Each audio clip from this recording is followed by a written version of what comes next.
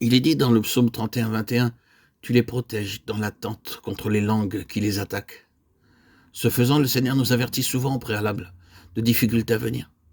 Lorsque nous avons commencé notre œuvre à Madras, nous avons gravi une grande colline pour y passer toute la nuit en prière.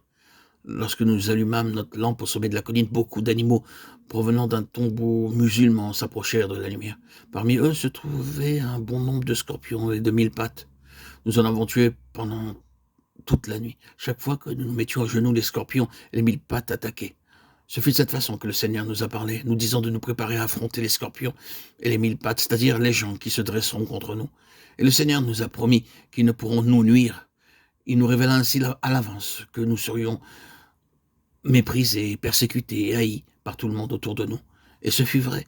Lorsque nous commençâmes à rendre le témoignage par le baptême à la table du Seigneur, toutes les personnalités dirigeantes se dressèrent contre nous et adoptèrent toutes sortes de méthodes du monde pour arrêter l'œuvre.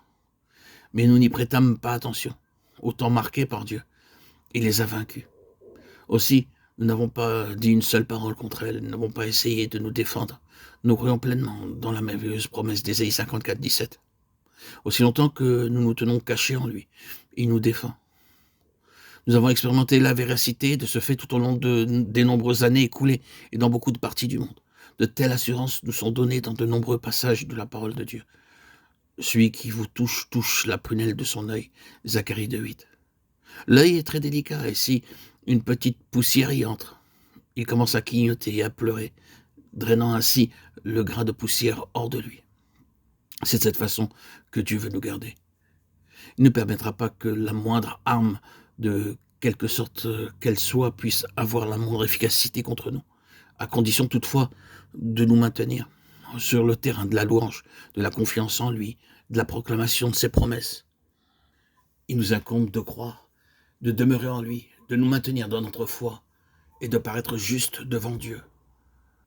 Nous maintenir dans les propos du prophète Isaïe 53, 4, 8, qui nous a dit de manière prophétique et de façon détaillée comment le Seigneur Jésus-Christ a porté notre jugement, notre péché.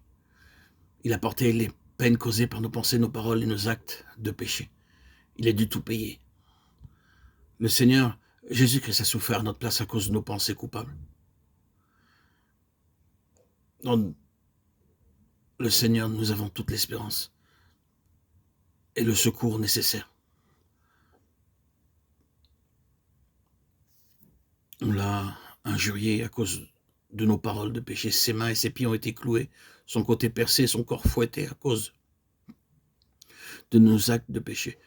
Il a supporté tout cela à cause de nous, afin que nous devenions absolument justes devant Dieu.